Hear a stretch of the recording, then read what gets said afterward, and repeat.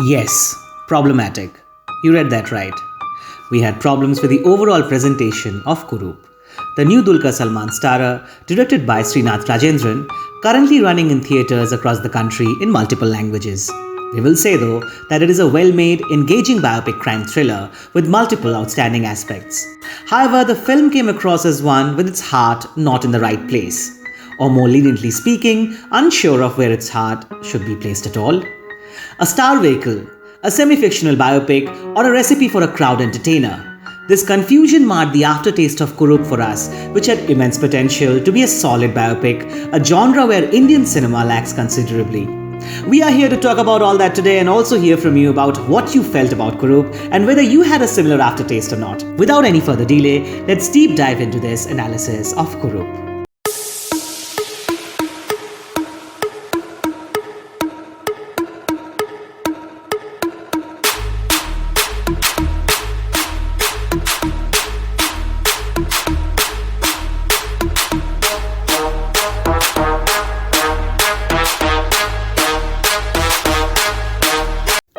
Let us talk about the positives first, and there's not one, but multiple aspects where Kurup strikes. Firstly, the narrative structure of learning about this fugitive man from the diary of the investigative officer through multiple confessions of people who knew him in different phases of life is a solid idea. It gives an insight into the multiple dimensions of the man at various stages of his life. The characteristics that come out of each of these confessions not always match the other, and that's the beautiful part of any human life. Always shifting in ideas, responses, and characteristics. Secondly, the production design and use of old melodies as background score that beautifully recreates Bombay, Bhopal, or Trivandrum of the late 60s to 80s. Particularly, the Bombay sequence are marvelous, a treat for the eyes as we watch the city through cameraman Nimish Ravi's vintage filters and Banglan's amazing production work.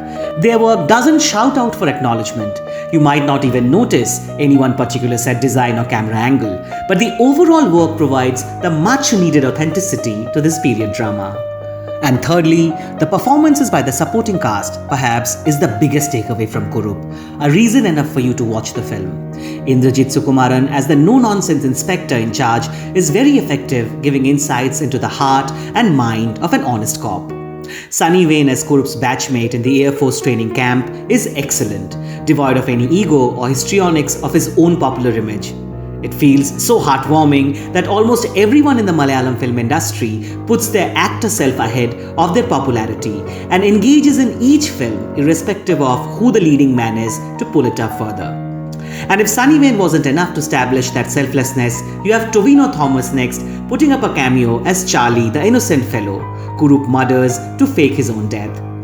The script provides zero backing to this role of Charlie, handful of dialogues and scenes where he gets trapped, harassed and killed. There is absolutely no reason why a fellow superstar would play this role at a time he himself is appearing as a superhero in his next release soon after this one. But Tovino does that for the sake of the role maybe, or to add some more traction, putting his weight on this film. Kudos to him and his selfless spirit, which we find in many other Malayalam stars of today. And lastly, if you must pick one standout aspect of Kurup, the film, it has to be Shine Tom Chacko as Pillai, Kurup's brother-in-law. An insane performance, easily one of the best of the year. Shine Chacko has been one of the rising actors in the industry for some time now, through his performances in Unda, Kuruthi, Operation Java, Love, and many others. But what he does in Kurup surpasses all of them. We hear Dulquer mentioning across the film of how he was doing the work of a true Satan. But it is in Shine Tom Chacko's Pillai that we actually find that true Satan. From his first viewing in the airport parking, the man comes across as repulsive. And in every sequence around him, you feel something evil is going to happen. Take a bow, man. What a performance. Did you notice that while appreciating Shine Chacko, we already mentioned one of the key problems we had with Kurup? Maybe you didn't. Dulquer is not devilish enough in portraying a character which is considered to be a devil incarnation in Kerala's crime history. As far as we understand or have read about Sukumara Kurup, the criminal mind he plays, the man hardly had any saving grace to justify his misdoings. It is not an anti-hero character like a Joker, where once you hear his side of the story, you start questioning your own belief system and the problems you have against him. This is a man bereft of any grey. It is all black, and the film too doesn't try to put any fictional grey shade onto it. And yet, Dulquer is presented in such a way that we feel like celebrating his escapes from the police as if a freedom fighter is on the run. The frivolous image depicted in the college days, the comedy set pieces left for him to mock the police, or the way Dulquer's star quotient is used often confuses of whether you are watching the biopic of a criminal or another version of his celebrated character Charlie from the Martin Prakat film. The film tried to retain the image of him as a clever mind rather than a criminal one. The film doesn't let us watch the extreme devilish acts Kurup was involved in. It is Tom Chacko's Pillai who harasses Tovino and murders him, and not Dulquer. And later, when we are to watch Dulquer burn Tovino's face to erase his identity, the camera shies away without showing Dulquer into the act. The film clearly doesn't want us to loathe the man, and there's where our major problem lies with the film. If a star is fine to play a criminal, he must get all the way into the skin of the character and be the devil we wish to get destroyed.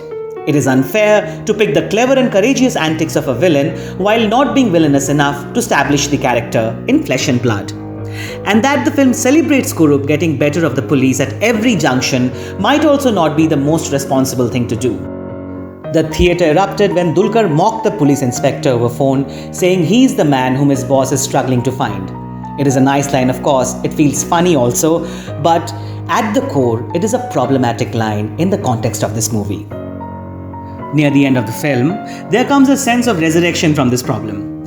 And yet the film doesn't hold on to it and lets go the narrative twist in favor of the star vehicle it was all through.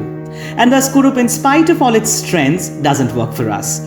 You may reason that this is what happened and the film is just being a true reflection. Well, in that case, the storyline might remain the same, but not the tone.